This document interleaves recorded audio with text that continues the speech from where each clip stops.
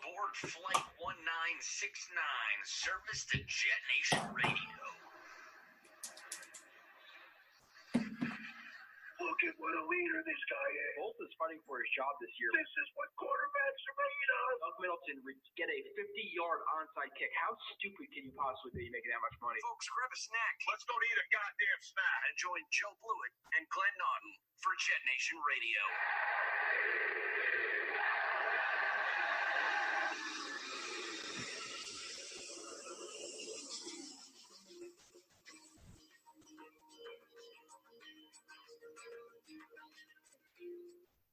And you are listening to another edition of JetNation Radio. I've lost count because I haven't done the show in about a week and a half, Glenn, but I think it's the 12th edition of the watchable version of the show. I'm just going to go with 12 from now. And I don't know why you're muted. Your audio is muted. Good way to start the show, Glenn. Yeah, well, no, I'm gonna mute it on and off as needed. But yeah, just I guess last week's doesn't count because it wasn't video. It was just me. Doing the voice thing, which I enjoy video, but I think the fans probably enjoy not looking at me, but even more. So who can blame them? So it's kind of a bonus when they get some content without having to look at my mug. But yeah, it's good to get another show in, and we'll have another one in a few days. We'll see what happens schedule wise. But off season's about to ramp up. We're hoping to get out to the combine in Indy. Still waiting to get word on that. So who knows? Yeah, the schedule is definitely going to be a little bit crazy because the police academy is a little bit more crazy than I originally thought it was. And I was like, every Wednesday night I'll be able to come home, do a show from 6 to 7. It's not necessarily that easy. I probably have like a half an hour each night to wipe my ass if need be. But other than that, there's really not much that I'm doing. But yeah, so the schedule is going to be crazy. Sometimes it's going to be on Wednesday. Sometimes it's going to be on Saturday. Sometimes it's going to be Friday. Sometimes it's going to be Sunday like it is today. We're going to try to do our best to get a show out every single week, or I'll try to be on the podcast. And then if I can't and I'm really busy that week, Glenn will do a solo show, or maybe he'll do it with Biff Sweeney, or maybe we'll do it with our good friend Kyle Smith, who was willing to help out. I was going to say Kyle stepped up and offered if we need him next time. So yeah, Kyle, Biff, it's maybe a little tougher for him because not everyone's, wanting to get up at 11 p.m. to do a show. I know he's got small kids like I do, but either way, we'll make it work.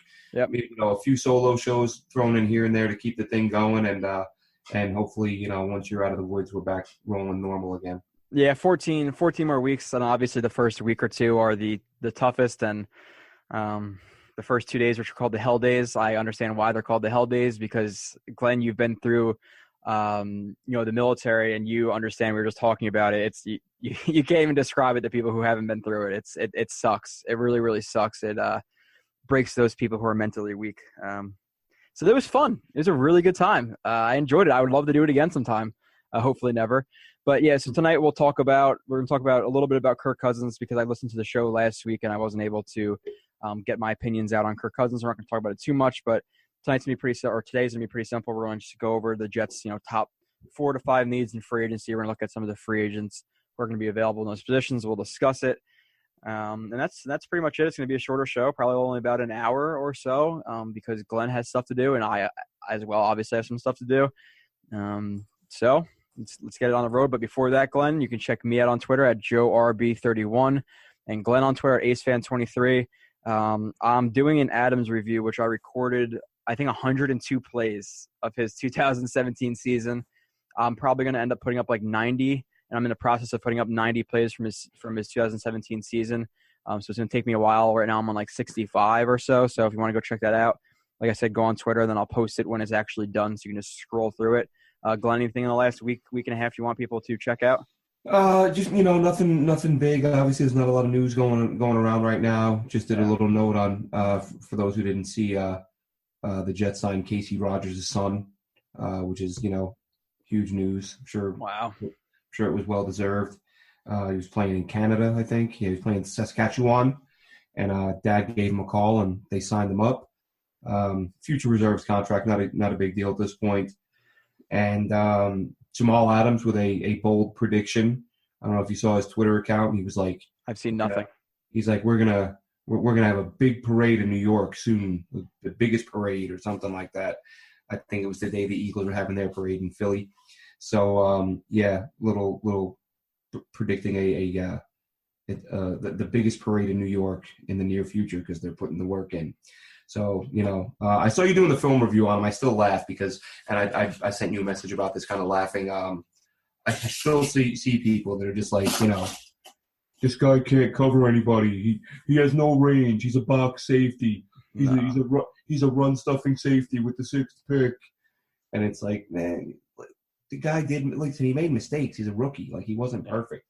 But when you see the amount of ground he covers on a lot of plays when he is in coverage, the guy, I mean, it's unfortunate that he didn't come away with any picks, which that's a big thing, and that's why a lot of people say that. They see no interceptions, and they just assume that a guy can't cover.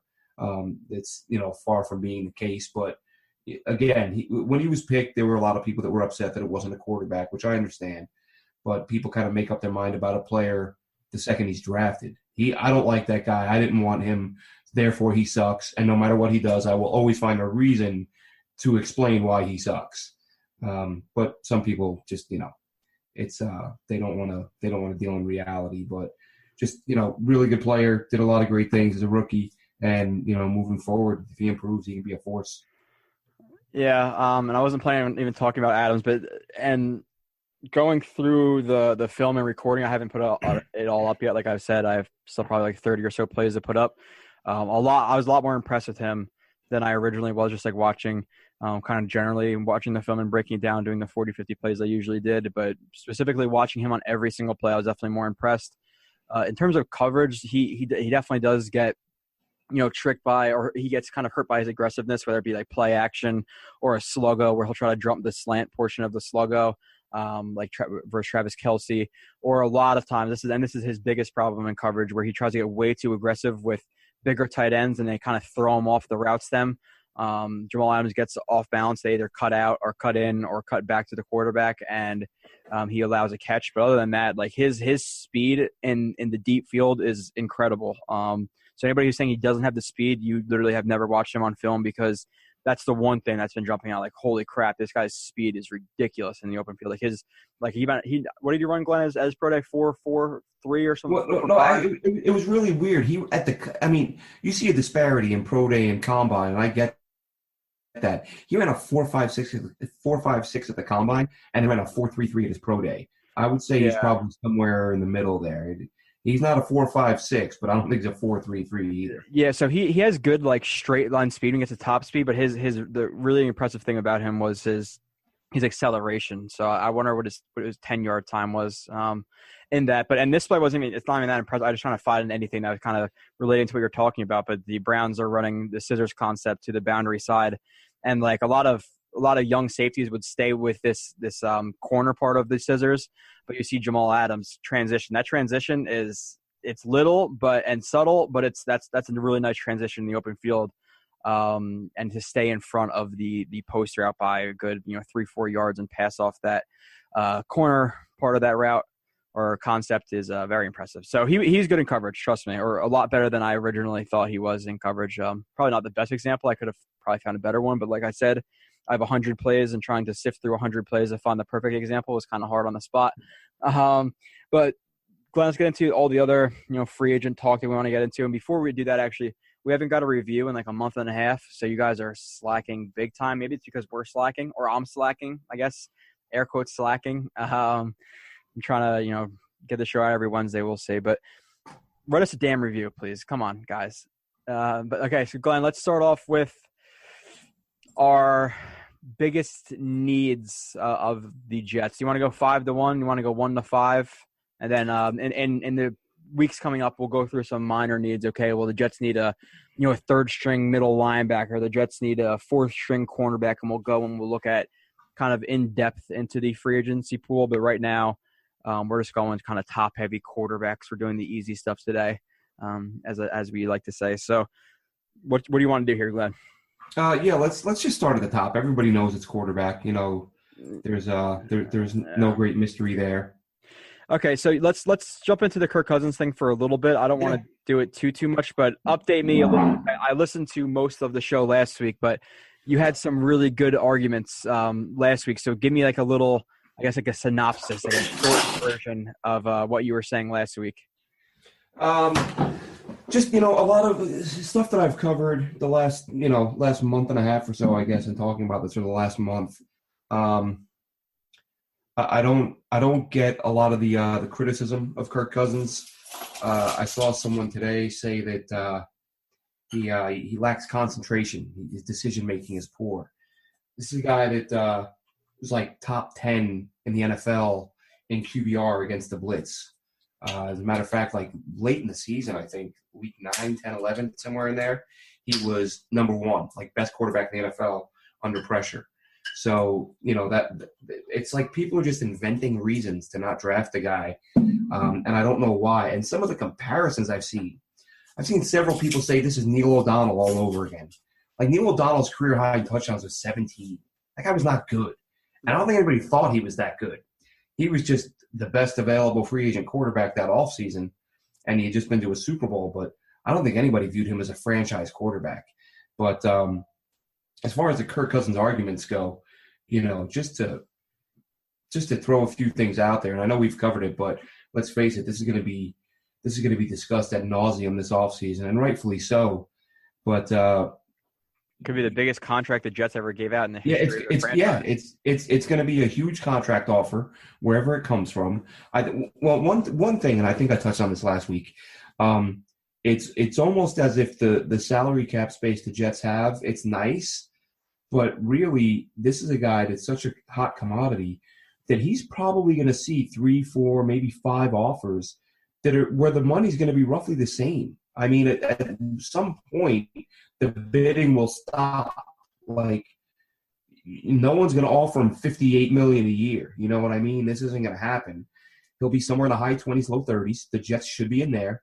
And it's going to come down to what his priorities really are. Because, honestly, if you're Kirk Cousins and you want to win, you're going to Jacksonville or Minnesota, where these teams almost went to the Super Bowl with not very good quarterbacks. Of course, Vikings got good play from Case Keenum, but Kirk Cousins is better than Case Keenum. So if winning really is his top priority, like everyone's saying it's going to be between Denver and the Jets, if I want to win and I'm Kirk Cousins, I'm going to be like, hey, Tom Coughlin, you got room for me in Jacksonville? Because that might be the best young defense in the NFL, and they should be a top 5 defense for the next 4 or 5 seasons. You go to Jacksonville, you might win a ring pretty quick. If you want marketability, which, and I think we've discussed before, playing in New York isn't what it used to be now with the internet and social media because everybody can get great exposure. But New York still does have, just in sheer volume, the population, the opportunity to get in front of as many eyes as possible and raise your brand, raise your profile. But all this stuff, is that really going to matter when you're making $30-some million a year? That remains to be seen. But the only thing the Jets don't control, obviously, is where he wants to go. Because I think, there are cases where a free agent might only have a couple of suitors, and you can blow a team out of the water by $4 or $5 million, and he'll be like, you know what, I don't really love Green Bay, but for that money, I'll move to Green Bay. But Kirk Cousins, I think, is going to be staring at 5 offers for roughly the same ballpark money-wise. So it's going to come down to where he wants to be. And that's what worries me. When I think country family guy, I think Minnesota. I don't think he's going to want to move his family to the big city. But listen, with that kind of money, you don't have to live in the city. You can live out in Westchester, But, obviously there's nothing they can do there. But all this talk about, like I said, I've seen people say that, what has he ever won? Which is the dumbest argument ever. We're not talking about Hall of Fame candidacy at the end of a guy's career. Dan Marino isn't a Hall of Fame quarterback then. He's been a starting NFL quarterback for 3 years. Three years. Like, he's been in the league. Fine, great. He's been in the league for 6. That's fantastic. He was a backup. Since taking over, since becoming a starter, his completion percentage is damn near 70%. He's at like 68, 69% completion percentage over 3 years. That doesn't happen by accident.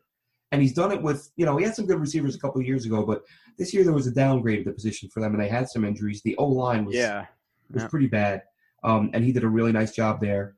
But basically every argument I've heard about him is either nonsensical or clearly inaccurate and just being made by someone who has decided they don't like him. We don't need another stopgap. A 30-year-old quarterback is not a stopgap. A 35-year-old, 36-year-old quarterback is a stopgap. He's not a stopgap. He's a long-term 6-7 year guy. he could easily be your quarterback for at minimum 6-7 years. If you get lucky, 8 to 10. And could easily, I mean, realistically, is probably would be the best quarterback they've ever had the second he signs. But obviously, he's got to win something, if you want to. Joe, and obviously, I know it was a different time. I know Joe Namath kind of brought about the pass, not like pass happy, but passing in the NFL more. But he's more known for that one game. He guaranteed it, but doesn't he have he has more interceptions than touchdowns in his career? He does, like you said, though, the era, a lot of guys from that era did. The big thing with Namath, though, he was the first quarterback to throw for 4,000 yards. Nobody had ever done that before. That's what I'm saying. So he's the first quarterback who really started passing the ball. Yeah. So he's rightfully, viewed the way he is. But the bottom line is, outside of Namath, the Jets they've had garbage. They get, I think about it, and for as long as I've been a fan, I've been a Jets fan for 30-some years now, 30, I might be exactly 30 years. We get one good year of quarterback play every 10 years. That's what we average. Pennington had a good year once, Testaverde had a good year once, and Fitz had a good year once. Those are the 3 good years of quarterback play. Fitz. Uh-oh. Oh, whatever. Trouble on the set. You're lucky you're wearing a halo, Joe. Joe, come back to us. Don't go to the light, Joe. There, I'll put the light down or whatever. Yeah, that's my that's like my dad's fighting mat. So I stole it and it fell down, but I'm not gonna get up and change it, I guess. So maybe I will. Maybe when Glenn's talking, I'll try to fix that because I know it's probably annoying. But yeah, all the points you brought up, and yeah, Namath, I don't know. I've seen some games. I'm impressed, but I'm not. I honestly I can't really even talk about it. It's like me trying. It's like the kids who say, "Oh my God, LeBron's better than MJ." It was 2 different eras, and I didn't get to watch him. It's hard when you watch the guy. Yeah, I'm not going to just judge him and say, "Oh yeah, well he's definitely better." But yeah, if not number 1, then number 2 definitely. And I hear a lot of Jets fans say, "Well, I just rather draft a quarterback and they're just going to be good and that'll be fine," because the Jets have really shown the ability to draft quarterbacks very, very. And it's not just the Jets. It's not. And here, I made this point. I can't remember when, but it's when I hear this this talk about how Mike McCagnon can't pick a quarterback, and as I've pointed out, Ozzie Newsome didn't hit on a quarterback till his 10th try. Yeah. Wasted first-round picks, wasted second-round picks on garbage quarterbacks. John Elway is about to draft another first-round quarterback. It'll be his second in 3 years, and Brock Osweiler was also a second. So he'll have a 2, a 1, and a 1, and we still don't know if he's hit on one yet. But yeah, for some reason, Mike McCagnon used a 4 and a 2, and it's the end of the world. Like he didn't hit in the 4th round, he did in the 2nd round. Yeah. Now whether or not Hack was a reach, that a lot of people feel that way, and I think when it's hard to argue that at this point. I was optimistic early, and I gave a lot of leeway for the Penn State thing and the disaster that they were, and maybe he just needs to settle down and not be in a crazy environment like that.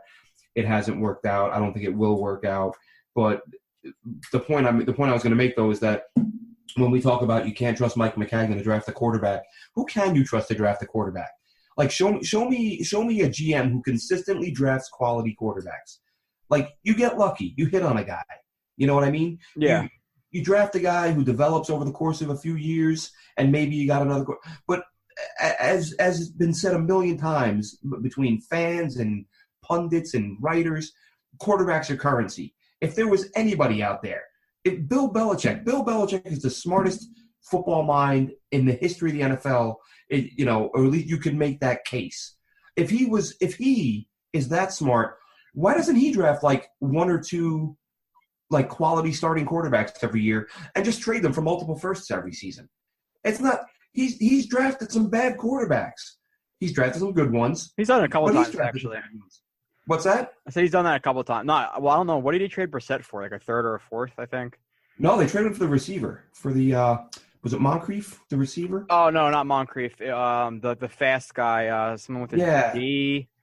Dorsett. Was it Dorsett? Yeah, Dorsett. Yep. But that's my point. He's dealt guys, but we see them succeed in his system that he runs in New England, and then they like Matt Castle had a nice year or 2 in KC, then he stunk. Brissett, remains to be seen. He's, he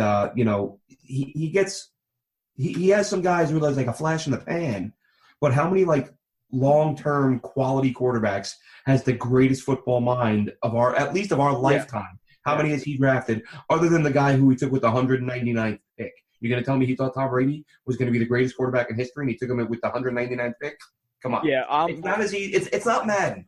You can't just buy upgrades and cheat codes and every quarterback you draft is good. Like you gotta miss. Well, more likely than not, you're gonna miss on a few before you hit on one. And for some reason, this obsession with Max missed twice, so he'll never hit is ridiculous. Yeah, but it's even like the 4th round pick. I'm not gonna blame him. I'm not gonna blame him for petty. It's just a shot. It's a shot in the dark. The 2nd round pick was terrible. That was one of his worst moves. Reach or not, it was just a terrible pick. He hasn't even seen the field in 2 years. So Hack is a wash. You might not even see an NFL snap his entire career. So that's a bad pick. I'm not going to absolutely. But with Cousins too, like, and I've heard a lot of stuff about like statistics and that stuff, and I do want to go and watch some of his film. Probably not until May or whatever. Hopefully, if the Jets sign him, I'll watch some film and break it down. I know Kyle Smith, our good friends, doing it, so if you can follow him at AFC East Bros, and he's putting out a review of him. But I've watched, probably like 4 or 5 of his games this year, and I've definitely been impressed. And I know that there's people coming out with these like stats, like it's not like QBR, like advanced metrics that he's like number 3 in the last 3 years, and this and that, and all these statistics. And from what I've seen, I'm really impressed. And if I went through the quarterbacks, which I actually did a while ago, and I put him at like right in that 10, 11, 12 range, maybe even 9, depending on where you want to argue him. But a 10, 11, 12 quarterback is good enough for the Jets. That's better than I've ever seen in my entire life as a Jets fan. And I've heard some people, and maybe it was Bob O'Shusen on Twitter, and I love Bob O'Shusen, but he was saying something like to pay quarterbacks what they're worth. There would literally be a top flight free agent quarterback every single year, minus Aaron Rodgers and Tom Brady, like every single year. So the Jets, if that's your thing, okay, the Jets don't sign Kirk Cousins. They draft whoever, Josh Allen. Baker Mayfield, Josh Allen. If they I hope to God they not draft Josh Allen. I'll go crazy. So let's say Baker Mayfield. I don't want to say Josh Allen's name. Baker Mayfield plays really, really well for 4 or 5 years, and he's he's the 8th best quarterback in the league, but he wants number 1 money. No, get rid of him. Let's get rid of him. Pay him what he's worth. We have to draft another quarterback, and we'll continuously have to hit on quarterbacks every single year until we find the number 1 or 2 best quarterback, and then we can pay him because then he's worth the money that we're going to be giving him. We just saw Jimmy Garoppolo. What was it? I have the contract right here. 5-year, $137.5 million contract, and he had 7 starts in his career? 27.5 million dollars, and people are going to get mad about giving Kirk Cousins like $30 million. Okay. I'm fine with that. So honestly, I like the guy, and I think he's a good young quarterback. What's Derek Carr getting? $25 million? Like that. 25 million a year. Matthew Stafford, $27 million a year. Sorry, folks. I can't believe people are like, when I see people who don't understand this, I wonder if they started, following sports 20 minutes ago. Like, this is the way free agency has worked from the time I was a kid when I used to follow baseball. What did Alex Smith just get? Glenn, what was that contract? I've been so out of touch. I know it was like 90-something million. $17 million a year. He's 33 years old. Exactly. So every quarterback, and I'll just say this once, and it's the last time I'm ever going to say it because people they're dumb. Any quarterback who's above average or even average is going to get the next highest contract in the NFL. You're going to become the highest paid guy. Because if you don't pay them, then another team will gladly give him money, and then you're sitting with your thumb up your ass looking for more freaking quarterbacks. That's like you said, the best GMs in the NFL or the best draft, whoever it is, Ozzie Newsome or the Bill Belichicks of the world. It's a crapshoot. You have to get lucky, and it's not like you said. It's not like Madden where, oh, I drafted a guy. Let me see what his overall ranking is. 87. Oh, that's awesome, dude. I can develop him into a 97. Like, no, it's you draft a guy. Does he have the right talent around him? Does he have the right coaching? Does he get injured? Is the environment right for him? Like, there's so many factors in drafting a quarterback. You don't just draft them and then you lift up a sheet and it says he's going to be good or not. There's so many different things. Is the offense right for him? Is the quarterback's coach right for him? Like, so. All the arguments I'm hearing, like, and this notion, draft the quarterback, like it's so freaking easy. And this notion that, and I've mentioned this before, and I'll run through these real quick. I know I have on previous shows, but any new listeners or anyone that didn't hear, I feel like they're valid points with Cousins. I'll only take like 10, 15 seconds each one because we don't need to drag this out any longer. But, the criticisms, why do we want a guy that his own team doesn't want? Total garbage. I hate that. So dumb. The Redskins just paid him like $50 million in the last 2 years to play on consecutive 1-year deals, and then they offered him a deal with like 50-some million guaranteed, and he turned them down. This is like saying, like, you asked a chick out and she said no, and then they were like, oh, like that dude didn't want her. No, it was the other way around. The Redskins wanted Kirk Cousins. Kirk Cousins didn't want the Redskins. So that's the first garbage argument that I keep hearing, this commentary. Why should we want a guy that a team doesn't want to, they know how good he is and they don't want him? Of course they want him. It's ridiculous. And then, let's just, you mentioned this earlier, let's just draft and develop our own guy. Oh, because it's that easy, right? That's all you do. You just draft a guy and develop him, and they turn into Kirk Cousins. It's that simple. Right, Geno Smith? Right, Mark Sanchez? Right, Brooks Bollinger? Glenn, to interrupt you really quick, if we drafted a quarterback and he ended up being Kirk Cousins, how ecstatic would you be? Oh, my God. Ecstatic. Over the moon. Ridiculous. The money we just talked about. Oh, you can't spend this much. That's the way this works. When you are a free agent and you are a upper tier player at any position, you have the leverage to become the highest paid guy that offseason. As it stands, Kirk Cousins is going to be the best quarterback on the free agent market. Best quarterback that's hit the free agent market, really. I can't remember the last time a guy this good hit the free agent market. You talk about Drew Brees and Peyton Manning, they were injured, and I've talked about this before. Yeah. When was the last time a guy of Kirk Cousins' stature with no injury history hit free agency as a quarterback? You just don't see it. The same old, this would be another typical Jets move. This would be Neil O'Donnell. Total garbage. This team, as I just said, we've not seen a player of this caliber at this position become available in a free agency. To sit here and say, oh, yeah, the Jets always sign 30-year-old franchise quarterbacks. It's not happened in my lifetime. So to call it the same old Jets move is idiotic. The team isn't ready. They're not ready for a quarterback yet. Listen, look how quick the Rams turn things around in 1 year. Like, this team has the cap space, the draft capital. As we've said before, Joe, and we've not talked about it, and we will when we get into the draft. The other thing, I've talked about how signing Cousins allows you to go best available player at 6. It also allows you to take phone calls from other teams that are desperate for a quarterback. They want to move up to 6. Now you have Kirk Cousins, and maybe you add another first-rounder and a couple of second-rounders. And the Jets might need to trade up to get that quarterback, and then he still might be a bust. Exactly. So to say that the guy's not ready, they're not ready. I'm gonna fix this thing while you're talking. Yeah, go right ahead. This talk about this team isn't ready for a quarterback yet is complete garbage. You go out, you get the players you need, you surround them with good talent. They do have some weapons on offense, and it's ridiculous. The other thing that I've heard several times is people talking about how some of these kids in the draft, Josh Allen, Sam Darnold, these guys have higher ceilings. That's great. They do have higher ceilings, and maybe one day they'll be twice as good as Kirk Cousins.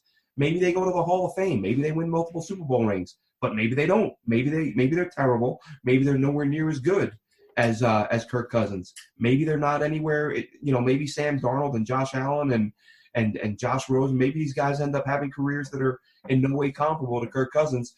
And the point that I made last week to one of our callers was, if you do this, and again, and I've said before, if you don't get Kirk Cousins, well, of course you take a quarterback at 1. That's a no-brainer at that point. But if you take a quarterback at 1 and he sucks, and you're looking at a few years down the road, and you're having to blow the thing up again, and maybe when you're blowing it up in 3 years, maybe you don't have the cap space then that you have now, and you're sitting there in 3 years and 4 years going, man, imagine if we had like the 6th pick and $100 million in cap space and a franchise quarterback in free agency, we'd be set. Like, we'd be in the driver's seat. They're in the driver's seat now. Like, make something happen. And do I think Kirk Cousins will come to New York? I don't know. Honestly, one day to the next, I think he will. Then I think, small town guy wants, quiet Minnesota type environment. But who knows, man? Maybe the Jets do outbid everybody else and get the guy. Who knows? But all these garbage reasons that they shouldn't get, comparing him to Neil O'Donnell, it's just beyond idiotic. Looking for reasons to not like a guy. And I don't get it. I really don't get it. Yeah, the Jets team isn't ready right now, but the fact is that after they cut Wilkerson and cut some of these guys, they're going to have 60, let's say 50 on the low end, $1 million to sign a bunch of these guys. And like you said, it's a good reason, and I completely agree with you. Is okay. Well, then Jamal Adams, after this process is done and figuring out this rookie quarterback sucks, which honestly, the chances of him sucking to not sucking, or even to getting up to Kirk Cousins levels, like 1 in 20, maybe, like first round quarterbacks gets to Kirk Cousins type level, maybe. Yeah. So you're praying that even is Kirk Cousins. You might have to trade up this year's first, next year's first, 2 seconds you have, a third, a player, just to trade up and get this guy. So then you're limiting your roster there. You have more money to spend in free agency, but you're depriving your roster of younger guys who can grow along with, Kirk Cousins and these type of guys. And then you have Jamal Adams 3-4 years older, Marcus May 3-4 years older, James Carpenter, if you like him, which I don't that much, 3-4 years older. Let's say you get, by whatever means, you get DeMarcus Lawrence, he's 3-4 years older. You have to blow it up and build a completely new roster again, and then try it over again. When right now something in free agency is happening that's never happened. I've never seen happen. A quarterback who potentially is either a top 10 quarterback or right near a top 10 quarterback is available for you to grab. And just because he might be there for 6, 7, 8 years, and you might be able to draft a quarterback, get really lucky, and then him be good for 10, 11 years instead of those 6, 7 years. That's the risk you want to take. You're going to delay paying that guy for 3, 4, 5 years when you can just sign one in free agency when it's a guaranteed thing. You don't know if the Jets coaches can even coach up this guy. It's so beyond ridiculous. I don't understand people who don't want to sign him. And like you said, I love Bob Wischusen, but if you think you need to pay a quarterback what they're worth, that if you're paying any quarterback, let's say the 11th best quarterback in the league, 11th best money, you're going to have to get a quarterback every 4 years after you draft the perfect quarterback. So it's beyond dumb to me to not sign him. I do not agree with anybody's thinking who says they sign him. I got to bring up one other thing, and this might be the dumbest thing of all. This is like I can't. When I see people say, you're going to pay Kirk Cousins like $30 million, dude, Tom Brady only makes 12. And it's like what do you say to people? Like I said, it's like they started paying attention to football 20 minutes ago. And they just looked at the quarterbacks and their winning percentage and their salary and went, oh, this guy only makes $12 million. So, and he's the best. So everybody should get $12 million and be happy. Tom Brady is married to a woman who makes like 10 times more money than he does, and the Patriots have allowed him to open up his own store in their stadium. They're billionaires. They're billionaires. Yeah, they have allowed him to open a store in their stadium to sell his merchandise. You know what I mean? I mean, come on. You cannot seriously sit here and tell me Kirk Cousins doesn't. Listen, if Tom Brady is making 12 and he's what we're going to – then nobody deserves more than 12. Derek Carr. Anybody making more than $12 million is overpaid right now. Everybody. Which is almost like first-round quarterbacks are almost making that money. So Derek Carr, Matt Stafford, all these guys who were signed recently are just – they should be free agents, and then they're only going to go to a team who's offering $12 million. Like nobody's an offer. And with the ring argument now, Joe, because I mentioned it earlier. Oh, congratulations to the Philadelphia Eagles, by the way. Thank God. That's what I was just going to say, right? Oh, what does he want? What does he want? What does he want? Does Nick Foles deserve more than Matthew Stafford now? Because Matthew Stafford's making $27 million, and he's never won anything. And everyone always tells me that you don't deserve to get paid until you win something. So are you paying $28 million for Nick Foles next year? Is that because that's the way it works, right? I guess you should cut. They should trade Wentz too, because Wentz has never won in Nick. Yeah, what has Carson Wentz ever won? That guy, he's garbage. He's never won anything. Nothing. How many rings? No rings. None for Carson Wentz. Often injured quarterback. Carson Wentz has never even played in a Super Bowl. Why is he even on your roster? He's never played in the playoffs, Glenn. Not even in the playoffs. Brady. Yeah, he's never been to the playoffs. Playoffs? Yeah, that's it. Nick Foles, $28 million. That's it. That's it. You don't have the ring, you don't get paid. Once you get the ring, him and Trent Dilfer, Hall of Famers. Dan Marino, not so much. I was going to say, Nick Foles definitely better quarterback than Dan Marino. And sorry about fixing the thing behind. And he's as good as Aaron Rodgers. Yeah. Aaron Rodgers has a ring, and Nick Foles has a ring. So right now they're the same. I agree. I would agree with that statement. Yep. Valid. Yeah, Glenn, I had to fix the thing behind me because the fact that I'm bald too, which actually I haven't shaved in 2-3 days because I haven't shaved since Friday, was like reflecting off my head and like going right into the camera. So I had to fix it. Yeah. I don't know why I bald. You can't even like in the academy, if you have like a hair that's like over like a centimeter, you're done. Like donezo, you're doing flutter kicks for 8 hours.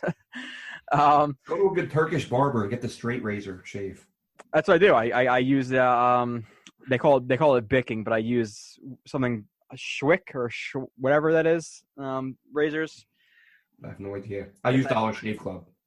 Oh yeah. Let's get them as a sponsor. Dollar Shave Club, man, they're awesome. Yeah, we're both bald. If they want to sponsor us for the next 14 months, I'll shave on video. Yeah, I shave my head. I just get lazy and don't shave my head, but when I do get my hair cut, I just shave it. What do I need hair for? I just shave bald every single night.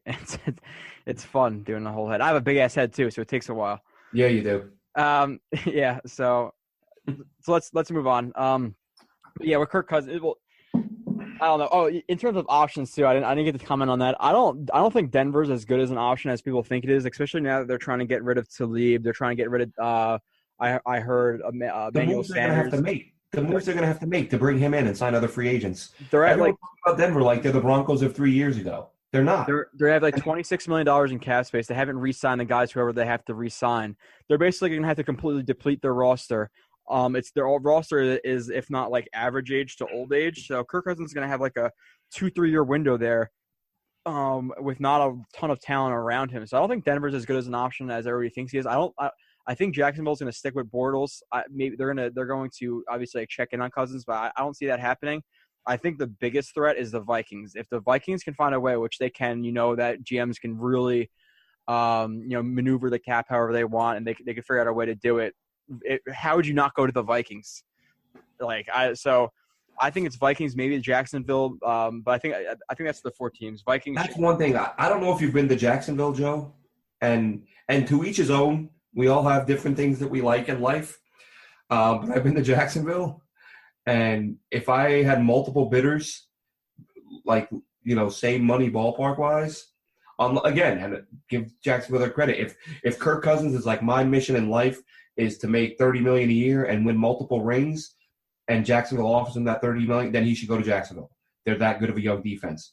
If he wants a chance to win and some money and a nice place to raise his family, Jacksonville is I'm not going to say a crap hole.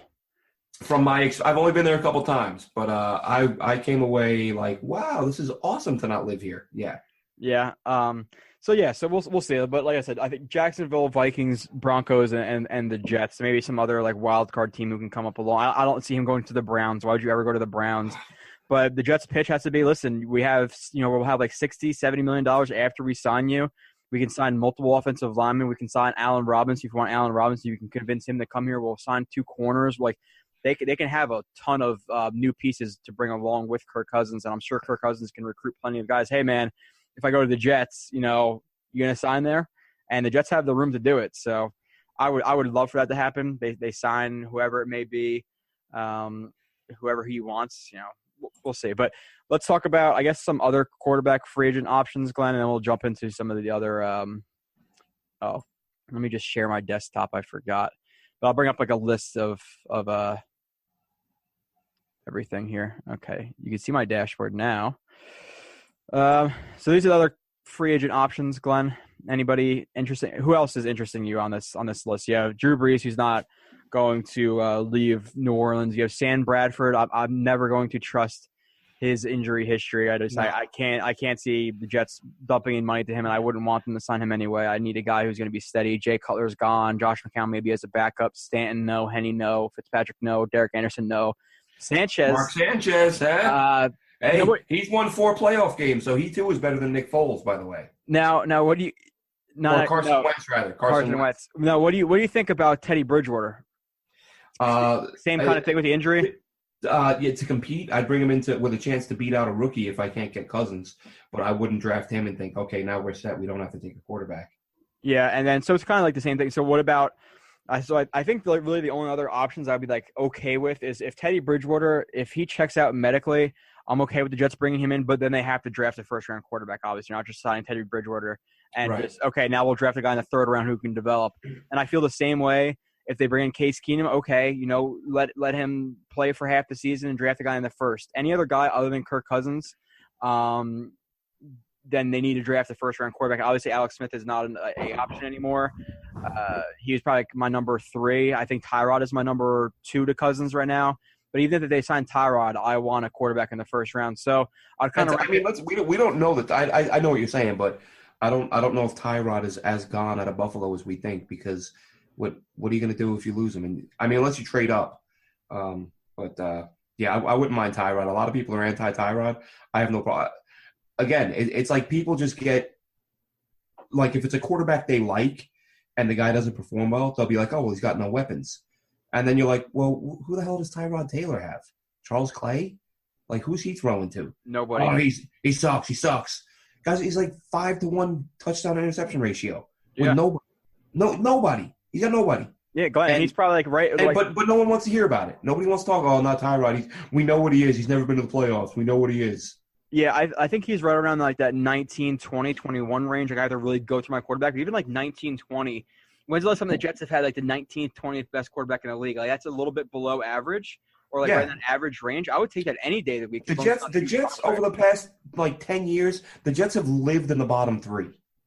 With the exception of Fitz's 1 year, they live in the bottom three in quarterbacks consistently.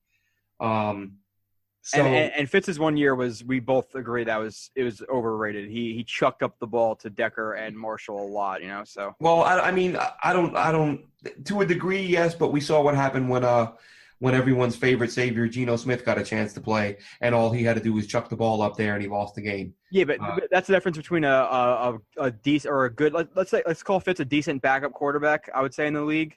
Right. If you want, but we can argue that, and I think I'm right. Decent. Yeah, I think we're done talking about Ryan Fitzpatrick. Yeah, decent backup, and Geno Smith is a third string type of guy. So yeah. But regardless, yeah. So I would say Cousins is obviously my clear away number one. I would be really freaking happy if the Jets sign him. And the thing that's going to suck, like today I actually just finished watching the Super Bowl. So I knew it happened, but today I just watched it. And I think what that is, like I said, I'm out of touch, and I'm going to be out of touch for a couple of months, guys. So I apologize. I'll try to bring, I can tell you about concepts and this and that, but in terms of this happened, I'm not going to know a lot. But what day does free agency start? It's like the 12th or the 13th this year?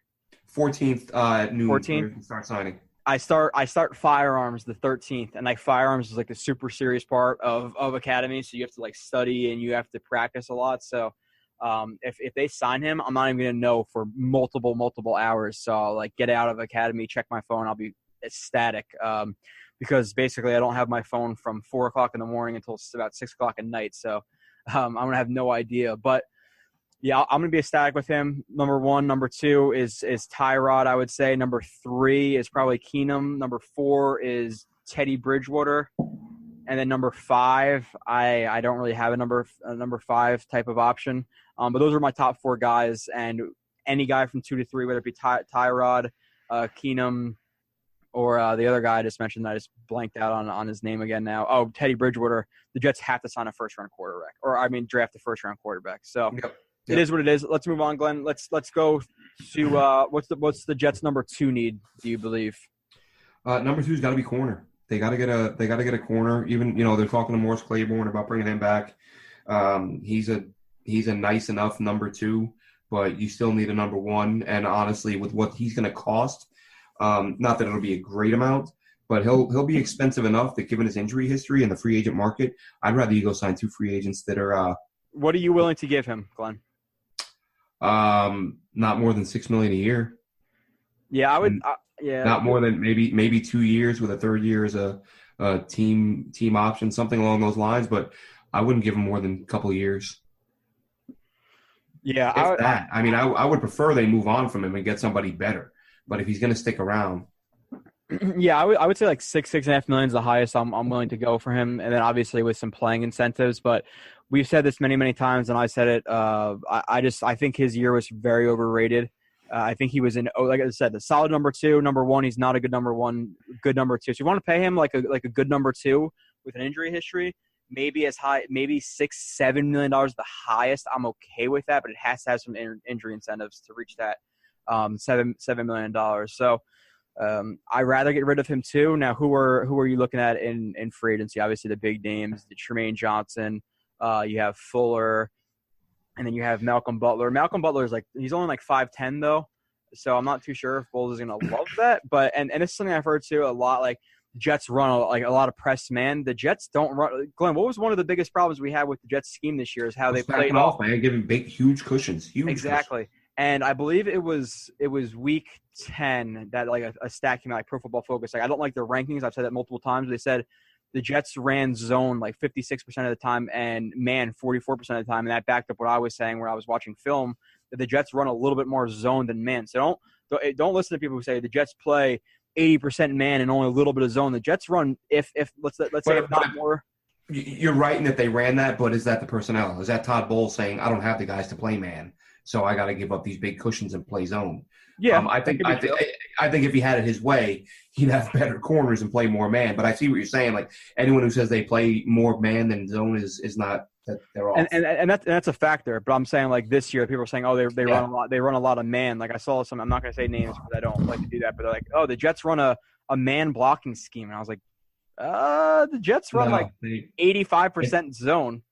But it was, maybe a couple of years ago they did, but not last year. Last year was a lot of zone, and I think that's why I think that's a big reason Carpenter struggled. And he talked about that when he came over from Seattle. He said, "I think I struggled in Seattle because they ran a lot of zone, and I'm a lot more comfortable in man. So I think that's why he was really good his first couple of years, and then last year not so much." Okay, so yeah, my top choice though in terms of corners, because we're getting a little long here. Kyle Fuller would be my top choice. Yeah. My number one, whether or not Chicago franchises him or Oh, Marcus Williams. Yeah, not really a lot of need there. Nickel Roby Coleman, I think he's a little too short. He's like a 5'8", 5'9" guy, and I think unless they feel like he can, unless they do move on from Buster Screen, which I don't know that they will. I've seen Rashad Breeland's name come up a couple times. Some people seem to see him pretty favorably. And Malcolm Butler is an interesting one because I don't know what it is about him. Like he has the rep for making that big play. His PFF ratings are good. His numbers are solid. But I feel like whenever I watch him, I see him get beat a lot. I don't see, like, even when guys aren't making plays, like whether it's a drop or a bad pass, I feel like I see people get open against him. Not that he's bad, but I feel like I see people get open against him a lot more than I would expect for a guy that gets talked about as much as he does. Yeah, I think he specifically struggles against the Jets a lot too. When he plays the Jets, he struggles. But yeah, I think Tremaine Johnson's a guy, and Kyle Smith has brought up this point a lot too. Like I said, a good friend. Bowles does like his guys in the secondary having long arms. Jamal Adams, really long arms in the top percentile. Same thing with Marcus May. Morris Claiborne has long arms, so he likes that long arm guy. So Tremaine Johnson is probably their top option, but at the same time, Tremaine Johnson's 28 years old, which it's not too old, but at the same time, corners, like you see heavy drop-off, like that 30, 31 range.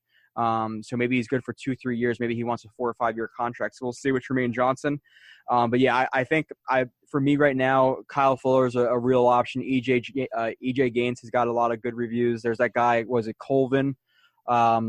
From the Colts has got a lot of good reviews I've heard. I haven't really seen a lot of him play, so I'm not going to say, yeah, I've watched him play. He's a really good player. Yeah, there is.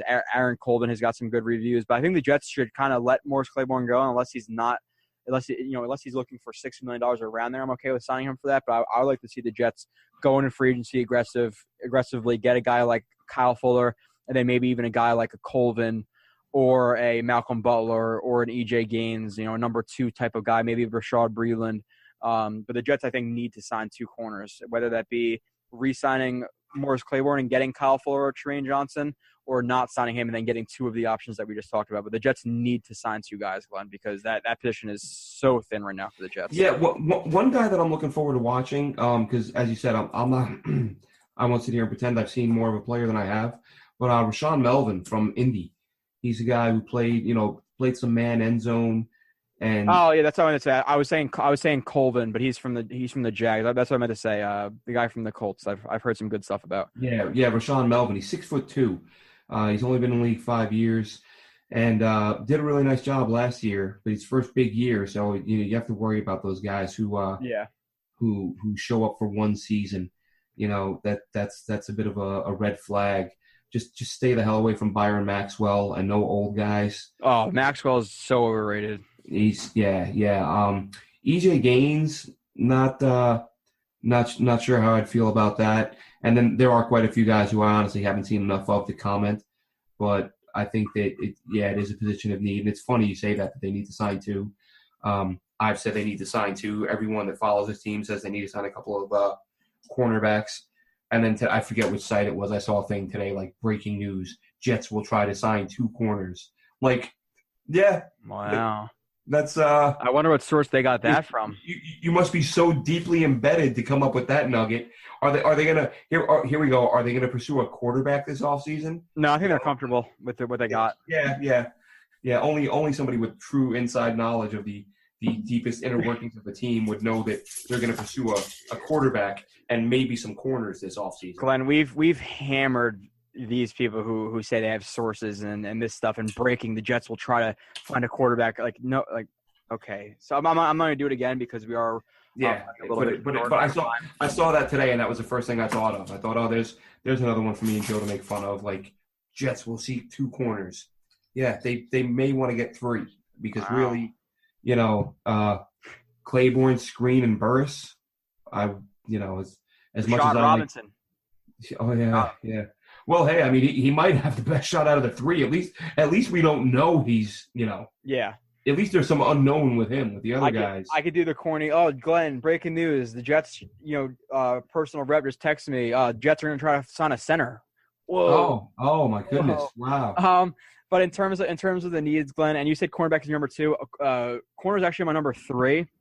Now, they do need it more, but I'm kind of going in terms of, what's the hardest thing to find. Outside linebacker is my number 2 because the Jets have no pass rush. And there's so many times that even last year, or definitely last year, where I was sitting there, I was like, oh, no pass rush. The quarterback's sitting there for 4 or 5 seconds, especially with a bad secondary, and both can mask the other where, coverage sacks or, the quarterback drops back and in 3 seconds he's sacked. So it kind of works both ways. But I think the Jets, if they're going to, let's say, invest a high draft pick or a high amount of money in one or the other, I'm going outside linebacker because I think corners are a little bit easier to find. Obviously, we went through a list of names, whether it be Fuller or Colvin or Melvin from the Colts, like we just said before, or Malcolm Butler or Tremaine Johnson.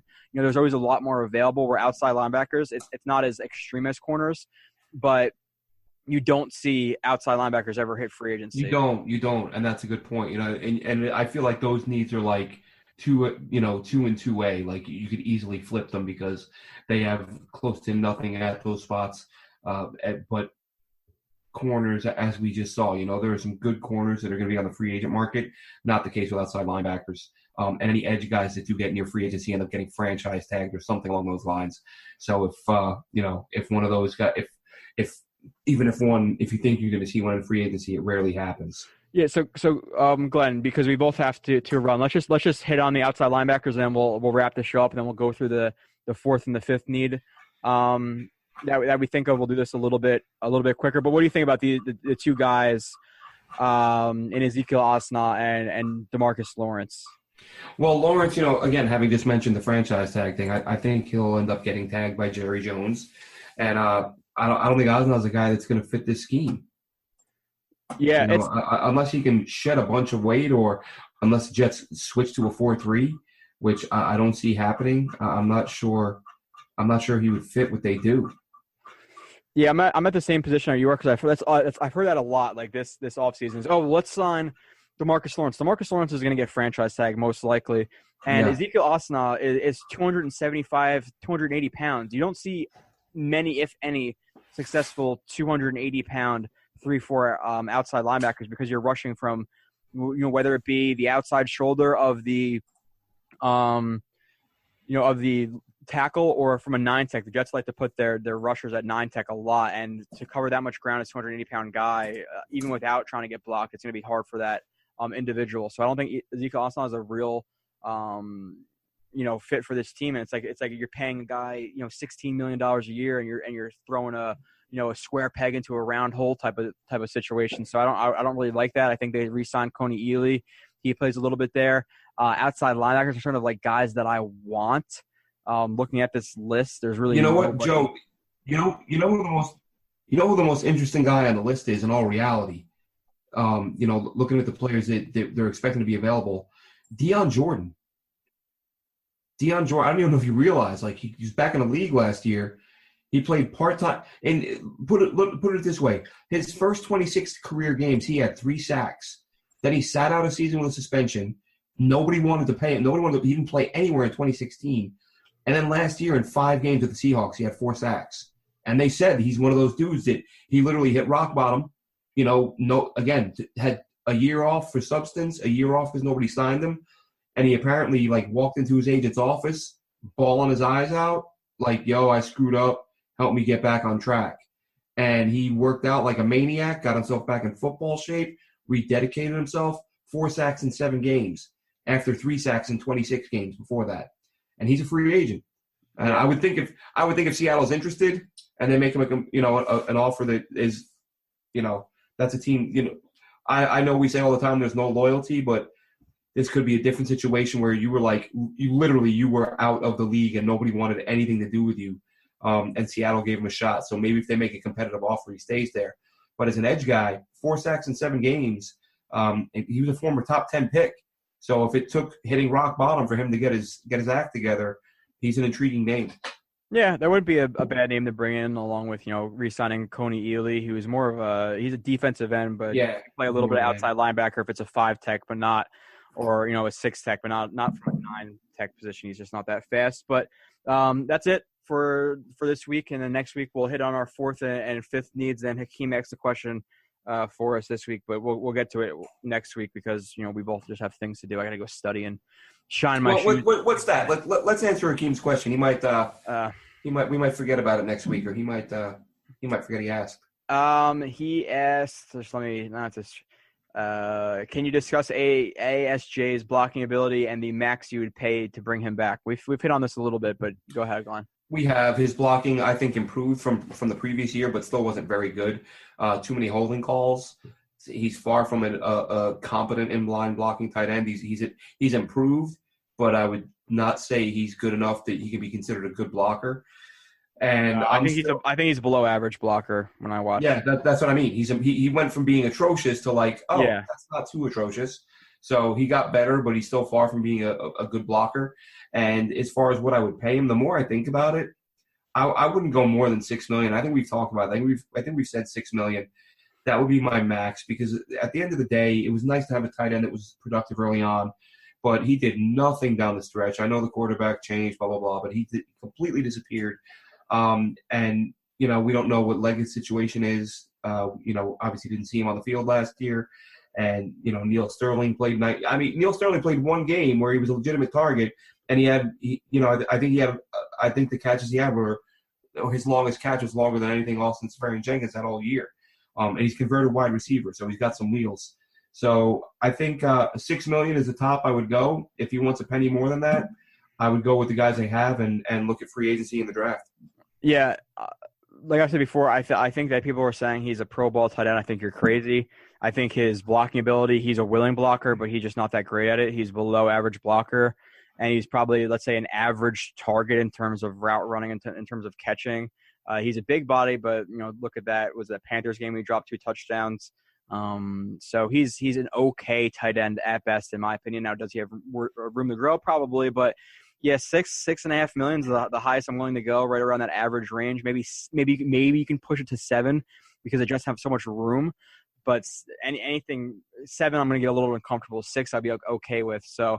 I'm even honestly, Joe. If he comes back, that's fine. But I'm even at the point again when I look at his late season production, I'm almost like I let him walk. What he did last year, you can get out of other guys, who won't cost $6 million a year. And again, maybe it's the way he was used. And the point you made, I was going to say the same thing. Room to grow. I've said a couple times during the year that this was his highest snap count in his NFL career. Mm-hmm. Maybe he just got worn down late in the season. That's entirely possible. But I feel like for what he did last year, you can get that from other guys. And he, but at the same time, did the Jets use him correctly? How many times did I come on here and say, why are we seeing this guy fly up the seam and open things up a little bit? Why is everything a hitch or a quick out, just the short stuff? Why are we only seeing that? If they think he's capable of more in a different system under a new OC, and they bring him back, I can live with that. But if he comes back again next year and everything is a 5-yard out and a 6-yard completion, it's like, why are you paying this guy this much money to do that? So if they let him walk, I'd be fine with it. Yeah. But if they bring him back, he can't go more than 6. Yeah, I think, like I said, 6, 7, 7's high, but that's the most I'm willing to go. Just I said 6. That's it. On the line. Average at best. Blocking ability is not good. I would say it's definitely below average to bad. It's just not atrocious like it was with like Kellen Davis, who was brought in here to actually try to block, which just made absolutely no sense. I don't understand how you don't watch like film and notice that he's that bad. Like I said, I think we did a little bit more than an hour. We'll be back sometime next week with another hour. We'll talk about the Jets' fourth and fifth biggest needs in free agency. We'll talk about some of the lesser known needs or lesser thought of needs and who can fill those roles. If anything else happens in terms of Kirk Cousins news or quarterback news, we'll talk about that. But thank you, everybody, for listening. Please leave us a review on the podcast app or however you listen. We greatly appreciate that. Glenn, any last words? No, just look, it's almost time to get rolling into free agency and the draft. So it's going to be exciting. It's tempting. It's hard not to talk about it the second the season ends because that's what everybody else does, and I understand that. But I think we both saw last year how grueling stupid that is. Toward the end, like the last 2 weeks, you're like, just have the draft already. I don't want to get to the point where I hate talking about the draft. So I think we've done a nice job of holding off. But I think in the next couple of weeks, time to start looking at some prospects. And free agency right around the corner. I'm gonna be so mad at myself. I'm gonna be so damn uninformed about the draft. I'm gonna try my best, but in that half an hour that I have every night on weekdays, I don't know if I'm gonna be looking up draftees. I'm probably gonna be trying to watch 20 minutes of TV would be nice. So, but like I said, we'll be back.